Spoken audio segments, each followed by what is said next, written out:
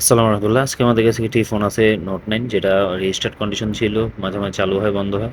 তো এটা টেকনিশিয়ান কাজ করেছে, ব্যাটারি চেঞ্জ করেছে, 4G র পাশে এনটিসিও চেঞ্জ করে দেখছে, তারপরেও হয়নি। তো এটা আমরা আজকে ইএমসির কাজ করব।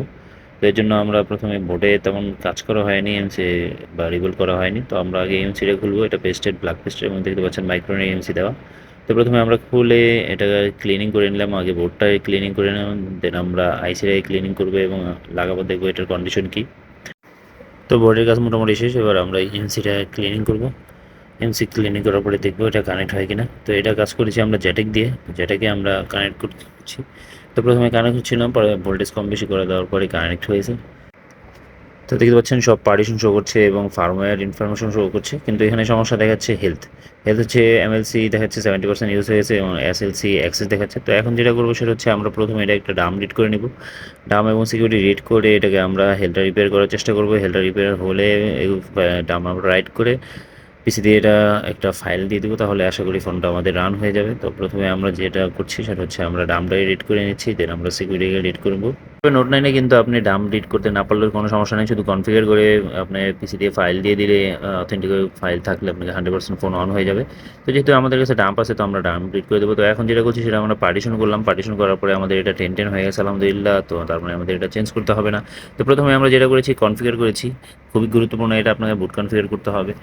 তো বুট কনফিগার করার পরে আমরা যে ডাম্প রিড করেছিলাম এটাকে রাইট করে দিচ্ছি, দেখতে পাচ্ছেন রাইট হচ্ছে। তো রাইট হওয়ার পরে আমরা যেটা করবো সেটা হচ্ছে এটা সিকিউরিটি রাইট করে দিব। সিকিউরিটি রাইট হওয়ার পরে আমরা এটাকে খুলবো, খুলে রিবোলিং করে আমরা মাদারবোর্ডে লাগিয়ে দেবো এবং গ্লোবাল ফাইল রাইট করব। তো আগে এটাকে আমরা রিবোলিং করছি। এখন রিবোলিং করার পরে আমরা পিসি দিয়ে গ্লোবাল ফাইল দিয়ে দেবো। এক্ষেত্রে আপনাকে তো অথেন্টিক ফাইল অবশ্যই থাকা জরুরি। তো আপনি যে কোনো টুল ব্যবহার করতে পারেন। আমরা এই ক্ষেত্রে ব্যবহার করেছি হচ্ছে ইএমটি ব্যবহার করেছি। এমটিকে টুলটা ব্যবহার করেছি। আপনি চাইলে যে কোনো টুল ব্যবহার করতে পারেন। তো আমরা এখন সেভলি এটা ইনস্টল করে দিলাম। ইনস্টল করার পরে এবার আমরা এমটিকে টুলটা অন করলাম।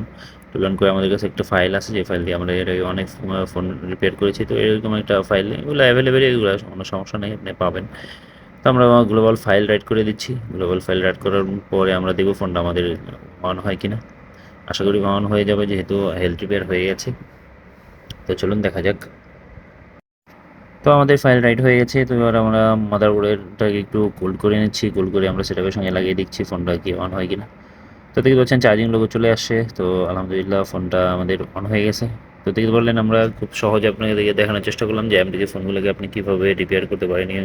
তো আপনি যদি এই ধরনের শিক্ষণীয় ভিডিওগুলো প্রতিনিয়ত পেতে চান, তাহলে আমাদের চ্যানেলটিকে সাবস্ক্রাইব করে রাখুন। এবং আপনি যদি হার্ডওয়্যার, সফটওয়্যার এবং প্রোগ্রামিংয়ের কাজ শিখতে চান, তাহলে আপনি স্ক্রিনে দেওয়া নাম্বারে যোগাযোগ করতে পারেন। তো আজকে পর্যন্ত দেখা হবে অন্য কোনো ভিডিওতে। আসসালামু আলাইকুম।